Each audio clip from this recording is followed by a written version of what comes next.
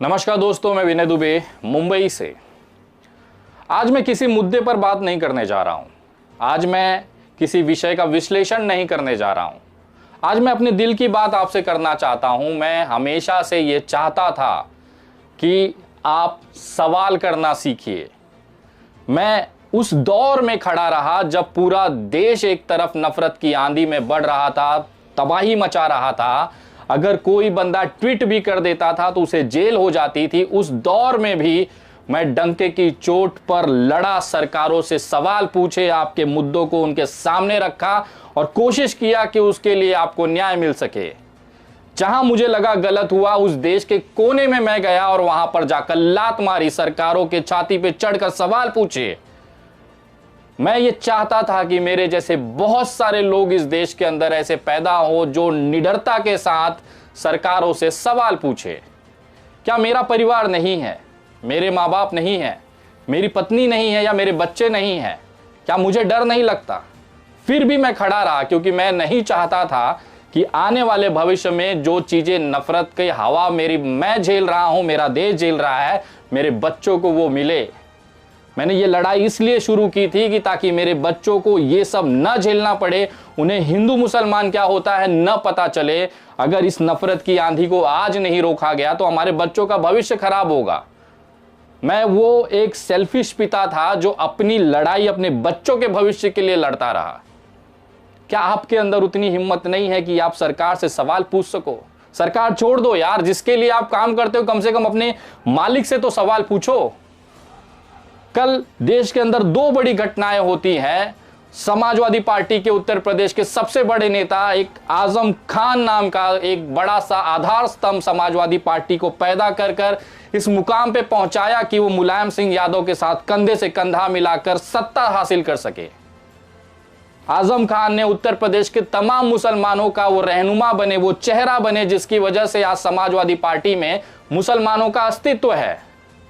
लेकिन जब यही आजम खान के ऊपर तकलीफें आती हैं तो अखिलेश यादव या तमाम समाजवादी पार्टी के नेता चुप क्यों हो जाते हैं? चलिए, मैं समझता हूं कि सबके करोड़ों अरबों रुपए के हिसाब हैं, जिसकी नस भारतीय जनता पार्टी के पास है, वो खुद से नहीं बोलेंगे, लेकिन आप तो उन्हें वोट देते हैं ना। एक मुसलमान से मैं पूछना चाहता हूं जो उत्तर प्रदेश में समाजवादी पार्टी को वोट देता है, क्या आपने आजम खान के विषय में अखिलेश यादव से कभी सवाल पूछा? डरते हैं कि शायद वो हमें डांट देंगे। अरे वो मालिक नहीं है, मालिक वो मतदाता है जो वोट देकर इन्हें नेता बनाता है। जब आपके रहनुमा, आपके नेता के ऊपर प्रॉब्लम आती है, उनके ऊपर प्रताड़नाएं दी जाती है, वो बंदा वीडियो बनाकर ये कह रहा है कि दुआएं जारी रखिए, जुल्म जारी है। आज उस आजम खान को क्या महसूस होगा कि जिसने पूरी जिंदगी अपनी उस मुसलमानों के पीछे लगा दी, इस देश के अंदर, उत्तर प्रदेश के अंदर उन्हें सम्मान से जीना सिखाया, वो समानता का अधिकार दिलाया, आज वही अपने आप को अकेला महसूस कर रहा है। एक ट्विटर पे ट्वीट कर देने से क्या हमारी जिम्मेदारियां पूरी हो जाती है? मैं पूछना चाहता हूं उत्तर प्रदेश के उस मुसलमान भाइयों से जो चाप के समाजवादी पार्टी को वोट देते हैं, मेरी बात बताओ यार, क्या आपके अंदर इतना दम नहीं है कि आजम खान के लिए आप अखिलेश यादव से सवाल करो कि यार क्यों नहीं खड़े हो रहे हो आप? अगर अखिलेश यादव दिल से चाह लेते तो आजम खान को इतनी यातनाएं नहीं झेलनी पड़ती। मुलायम सिंह यादव के साथ कंधे से कंधा मिलाकर आजम खान ने पूरी जिंदगी बिता दी, इस उम्मीद में कि कल को मुझ पर कोई संकट आएगा तो ये मेरे साथ होंगे। लेकिन इसके उलट समाजवादी पार्टी उन्हें क्या दे रही है? जिल्लत की जिंदगी। भारतीय जनता पार्टी के वार हो रहे हैं उसके ऊपर, उसको बचाने के लिए, बचाना तो छोड़ दीजिए, उसके बारे में सोच तक नहीं रहे हैं। सिर्फ एक ट्वीट कर देने से पूरी खाना पूर्ति हो जाती है। महाराष्ट्र में आइए, जब हिंदू हृदय सम्राट सम्माननीय बाला साहब ठाकरे जी यहां बैठा करते थे और उनके ऊपर कोई कार्रवाई, एक पुलिस की नोटिस भी जाती थी, पूरा महाराष्ट्र बंद हो जाता था।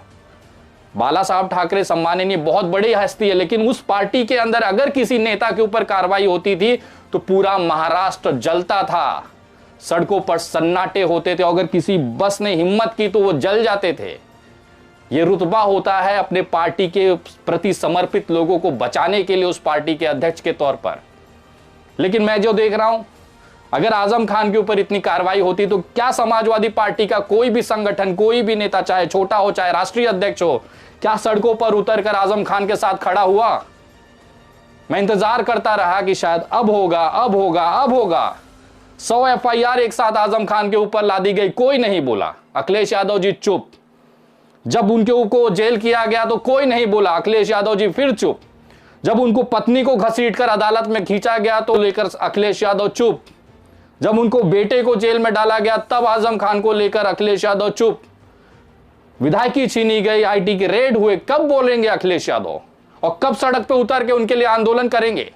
सिर्फ मीडिया में आके बाइट दे देना कि नहीं मैं आजम खान के ऊपर हो रहे जुल्मों के खिलाफ बोलता हूं। किस चीज का डर है? क्या होगा ज्यादा से ज्यादा? भारतीय जनता पार्टी के राज में इतने सारे लोग जेल में हैं, अगर आप भी चले जाएंगे तो क्या होगा? इसका मतलब कहीं ना कहीं आपको जेल जाने से, कार्रवाई होने से डर लग रहा है। इसके लिए अपने नेताओं को आप बलि का बकरा बना दे रहे हैं। उत्तर प्रदेश का बात छोड़ दीजिए, नूह मेवात का ले लीजिए, सब पार्टियां एक ही जैसी हैं। कांग्रेस हो, अभी न्यू मेवात में जो हुआ, दंगे हुए, उसको लेकर विधानसभा के अंदर कांग्रेस के विधायक ममन खान ने लाके खुलेआम बोल लेकर, आज जब ममन खान की गिरफ्तारी हो जाती है तो क्या किसी मुसलमान ने, जो कि न्यू मेवात का हो, ये चाहे पूरे देश का हो, उसने राहुल गांधी से सवाल पूछा कि क्या आप ममन खान के साथ खड़े होंगे, कि क्या उनकी पार्टी ममन खान के साथ खड़ी होगी? कोई कुत्ता नहीं दिखाई दिया। मुसलमान का वोट चाहिए, जब चुनाव नजदीक होगा तो टोपी पहन के जाकर इफ्तारी करेंगे, मस्जिदों में जाके चादरें चढ़ाएंगे, नमाज पढ़ने की कोशिश करेंगे, और जैसे ही चुनाव बीत गया, रिजल्ट आ गया तो 5 साल मुसलमान मरता रहे, हमें क्या दिक्कत है? ये जो अपने लोगों के साथ पार्टियां नहीं खड़ी होती हैं, यही आपको कहीं ना कहीं भारतीय जनता पार्टी को ताकत देती है, हिम्मत देती है ऐसी कार्रवाई करने के लिए। और खासतौर पर मुसलमानों के बारे में तो उन्हें पता है कि कोई भी पार्टी इनके साथ खड़ी नहीं होगी, क्योंकि जैसे ही ये खड़ी होगी ये इन्हें हिंदू विरोधी बता देंगे। अरे होगा चुनाव, देखेंगे ना, हम जनता संभालेंगे आपको, पहले आप हिम्मत करके खड़े तो होइए। किसने कहा है आपको कि आजम खान का साथ छोड़ देंगे तो आपका हिंदू वोट नहीं देगा? ममन खान इकलौता ऐसा वहां का विधायक है जो डंकी की चोट पर मुसलमानों की बात रखता है, मेवात के अंदर रखता है। लेकिन जब इस ममन खान के ऊपर प्रॉब्लम आती है, दिक्कत आती है, उस पर कार्रवाइयां होती है, तानाशाही की जाती है, तो यही कांग्रेस पार्टी चुप हो जाती है। आखिर वो कांग्रेस पार्टी को वोट देने वाले मेवात के तमाम लोगों से पूछना चाहता हूं, किस चीज का डर है यार? मैं जानता हूं कि आप फिर मुझसे पूछेंगे कि विनय भाई अगर कांग्रेस को वोट नहीं दे, समाजवादी को वोट नहीं दे तो किसको वोट दे? अरे मैं खुद नोटा को वोट देता हूं, मुझे सब साले चोर दिखते हैं। मैं आपको क्या बताऊं कि किसको वोट देना है? मैं जाता हूं मतदान केंद्र में और नोटा दबा के आता हूं, हर साल दबाता हूं। इस गुस्से में दबाता हूं कि साला सबके सब चोर है, किसी को वोट देने लायक नहीं है। जीतने के बाद सब आके चोरी करेंगे, लेकिन सवाल पूछता हूं, डरता नहीं हूं। नोटा दबाने के बाद भी सवाल डंके की चोट पे पूछता हूं, मेरे बारे में नहीं है, किसी के भी बारे में होगा। जहां गलत होता है वहां लात मारता हूं, डरता नहीं हूं। जब इतना सब होके 50 से ऊपर केसेस चल रहे हैं, हर जगह तारीखों पे जाना पड़ता है, पुलिस FIR होती है, गिरफ्तारी होती है, जेल जाता हूं बाहर, आपको तो पता भी नहीं चलता है। ये सारी पिछले 4 साल से झेलने के बाद भी मेरी हिम्मत नहीं टूट रही है। लेकिन मैं जब देखता हूं उमर खालिद आज भी जेल है, कोई अरविंद केजरीवाल, कोई समाजवादी पार्टी का अखिलेश यादव, कोई राहुल गांधी उसके बारे में बात नहीं करता। वोट उमर खालिद के कम्युनिटी का सबको चाहिए, लेकिन उमर खालिद के बारे में बोलेंगे तो बाप रे बाप, आतंकवादी हो जाएंगे। किस चीज का डर है? वैसे भी वो कौन सा हिंदू है जो आपको वोट देता है? आज अगर आप इंडिया अलायंस की बात करें, जहां पर समाजवादी पार्टी के अखिलेश यादव, उसके बाद राहुल गांधी और अरविंद केजरीवाल सब बैठते हैं, उसका सबसे बड़ा वोटर मुसलमान ही है। लेकिन जब मुसलमान के ऊपर बुलडोजर चलाया जाएगा, उसकी बेटियों के हिजाब सड़कों पर खींच लिए जाते हैं, तो कोई भोसड़ी वाला आवाज नहीं उठाता, किसी के मुंह से चू नहीं निकलती। और यही जब वोट लेना होता है तो गली गली जाके वो टोपी पहन लेंगे, वो वोट लेंगे और नमाज पढ़ने लगेंगे, चादर भिजवाने लग जाएंगे। ये इसलिए होता है कि उनको पता है कि जो मेरे को वोट देता है वो जाएगा कहां पर। मैं आप तमाम लोगों से बोलता हूं कि यार राजनीति होती रहेगी, आती जाती रहेगी, लेकिन कम से कम अपने आत्मसम्मान को मत बेचिए। आप वोट देते हैं, आप मालिक हैं, वो वोट लेते हैं, वो मालिक नहीं है। सवाल पूछिए, जब भी आपके ऊपर अत्याचार हो तो पूछिए राष्ट्रीय अध्यक्ष से कि क्यों चुप बैठे हैं, सड़कों पे उतरिए। आंदोलन करने का अधिकार हमें हमारा संविधान देता है। अहिंसात्मक तरीके से कानूनी परमिशन लेकर क्यों नहीं सड़क पे बैठा जाता, आंदोलन किया जाता, आमरण अनशन किया जाता कि हमारे लोगों के ऊपर अत्याचार हो रहा है, उसको रोकना चाहिए। किस चीज का डर है कि धूप लग जाएगा, रंग काला हो जाएगा? अरे यार, संघर्ष के बिना सत्ता हासिल नहीं होती है। आज समाजवादी पार्टी कितनी भी ताकत लगा ले, लेकिन जब तक वो सड़क पर उतरकर लाठी नहीं खाएगा, सत्ता तो दूर की बात है, वो सम्मानजनक आंकड़ा भी नहीं पहुंच सकता, चाहे वो विधानसभा हो चाहे लोकसभा हो। आप सोचेंगे मैं एसी में बैठ जाऊं, हमारे कार्यकर्ता को लड़ाऊं, वो क्या फ्री में आते हैं? उनका जिंदगी नहीं है। आपके लिए वो जाके आंदोलन करते हैं, पुलिस उस पर एफआईआर करती है, जेल जाते हैं। कोई कुत्ता देखने नहीं जाता वहां पर कि जेल में उसके हालात क्या है। जमानत तो बहुत दूर की बात है।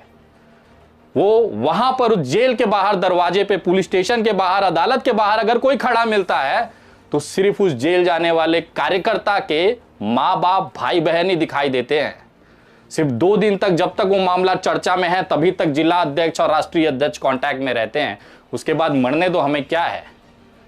ये बैठेंगे आराम से अपने कार्यालयों में, एसी में बैठ के बड़ी बड़ी सभाएं करेंगे, और मरे कार्यकर्ता वोट देने आप जाएंगे और आप पे लाठी चले तो आप पूछ भी नहीं सकते कि भैया बचाओगे कि अपना वहां पे मशरूम रोटी ही खाओगे। बचपन में मैंने एक कहावत मेरे बुजुर्गों से सुनी थी कि कम से कम वो दुश्मन ज्यादा सम्मानजनक है जो सामने से कहे कि दुश्मन है। अपने साथ में चलकर अपने आप से गद्दारी करने वाला कम से कम वो दोस्त, उससे बड़ा अपमानजनक और गद्दार नहीं मिलेगा जो आपके साथ खड़ा होकर आपके मुसीबत में साथ न दे।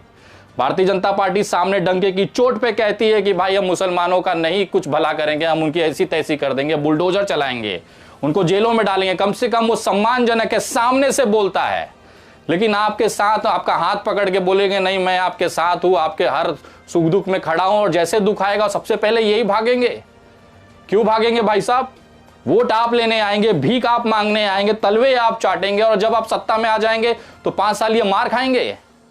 मैं पूछना चाहता हूं उस देश के तमाम लोगों से, चाहे आप किसी भी जाति से बिलोंग करें, आप किसी भी कम्युनिटी से बिलोंग करें, अगर आप किसी पार्टी की विचारधारा के साथ जुड़े हैं तो उसके नेताओं से सवाल पूछना सीखिए।